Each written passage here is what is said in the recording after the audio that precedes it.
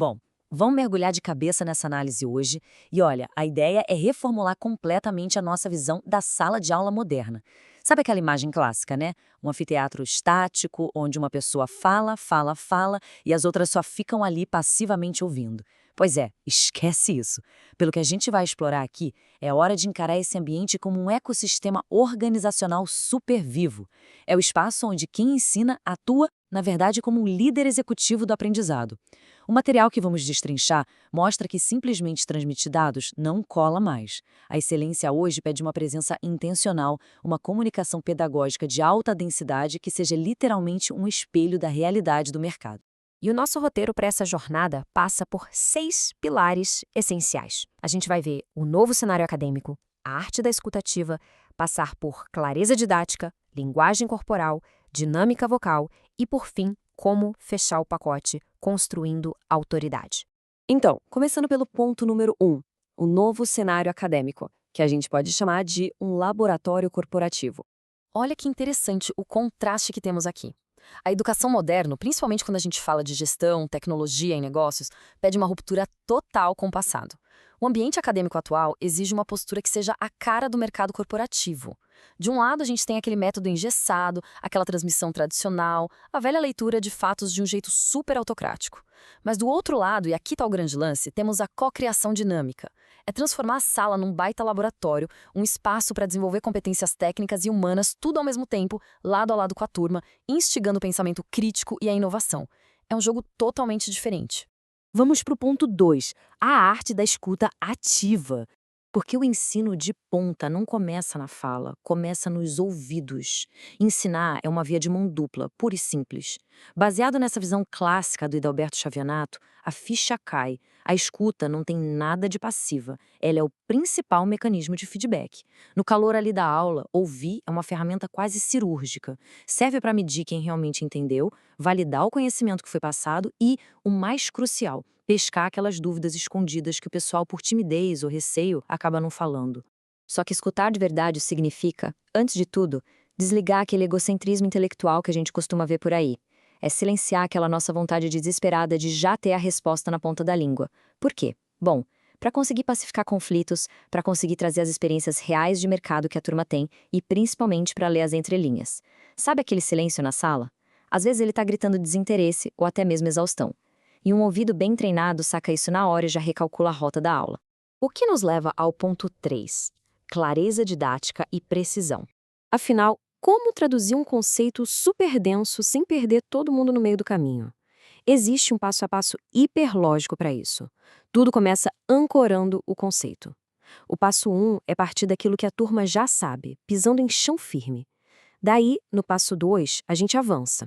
Constrói em cima disso, trazendo as teorias mais complexas sem perder aquele rigor acadêmico. E para fechar com chave de ouro, no passo 3, entram as analogias. Sabe, aquelas comparações práticas com o dia a dia corporativo? Isso pega aquela teoria abstrata que estava voando pela sala e a terra, deixa ela palpável, real, na mesma hora. E falando nisso, a regra de ouro para não estragar essa clareza é limpar o ruído comunicativo. Usar o material de apoio como um trampolim, como um mapa mental que organiza as ideias, e não como aqueles blocos de textos gigantes para ficar lendo feito robô. Isso, na verdade, é um sinal de extrema generosidade intelectual. É ter um respeito gigante pelo tempo e pelo esforço de processamento de quem parou a vida para estar ali aprendendo. Chegamos no ponto 4, o poder do corpo, a linguagem não verbal. É incrível parar para pensar que a comunicação é altamente física, né? A diferença entre conectar a turma toda ou isolar o ambiente está puramente no corpo. Ele fala tão alto quanto as cordas vocais. Olha a diferença. Sair de trás daquela mesa protetora, caminhar com intencionalidade pelo espaço, mostrar as palmas das mãos abertas. Isso muda completamente a dinâmica de poder e a proximidade. Em vez de um olhar perdido para a parede do fundo, o contato visual direto puxa cada indivíduo para dentro do debate. Não tem como escapar, a pessoa se sente parte integrante daquilo. E aqui entra um conceito formidável, a sensibilidade cronobiológica. A gestão da nossa energia corporal não pode ser por acaso, ela tem que ser estratégica. Pensa numa turma do período noturno, com a galera exausta, vindo direto de uma jornada pesada de trabalho. Bate aquele cansaço, não é? É aí que quem está conduzindo a aula precisa redobrar o vigor físico. Essa presença vibrante funciona como um ímã, é uma força magnética que atrai a atenção e renova a energia de todo o espaço num piscar de olhos. Agora, de mãos dadas com o corpo, temos o ponto 5, dinâmica vocal e modulação. Imagina a melhor teoria do mundo sendo entregue num tom monótono, reto, sem vida nenhuma. É um desastre, sabota qualquer conteúdo. A voz é um instrumento executivo de alta performance e dá forma ao conhecimento, e a gente precisa usar as ferramentas certas. Modular o tom quando vai trocar de assunto para evitar aquele cansaço auditivo, por exemplo. Usar o diafragma para projetar o volume e todo mundo ouvir limpo, sem precisar gritar. E claro, ditar o ritmo. É o ritmo estratégico que dá o tempo exato para a mente absorver a informação técnica, navegando pelas diferentes texturas e intensidades do assunto. Mas sabe o que é tão forte quanto a voz? A falta dela. Um silêncio intencional logo depois de uma frase de impacto. Isso é o que chamamos de suspense pedagógico. Quando a gente crava um conceito forte e simplesmente pausa, as mentes na sala são forçadas a processar a profundidade daquilo. Bate fundo, nenhuma fala acelerada, por melhor que seja, conseguiria criar um momento de reflexão tão poderoso quanto esse silêncio calculado. E a soma de tudo isso desemboca no nosso sexto e último pilar, construindo a autoridade. Porque quando a gente junta essas ferramentas físicas, vocais e a escutativa, o que nasce ali é uma aura pedagógica que vai muito, mas muito além de um simples título ou cargo.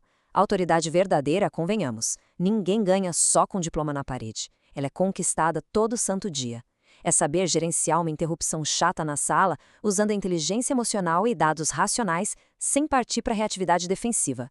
É a transparência dos combinados desde o primeiro minuto e é uma ética inabalável que consolida uma liderança de fato inspiradora e respeitada. É exatamente aqui que a mágica acontece.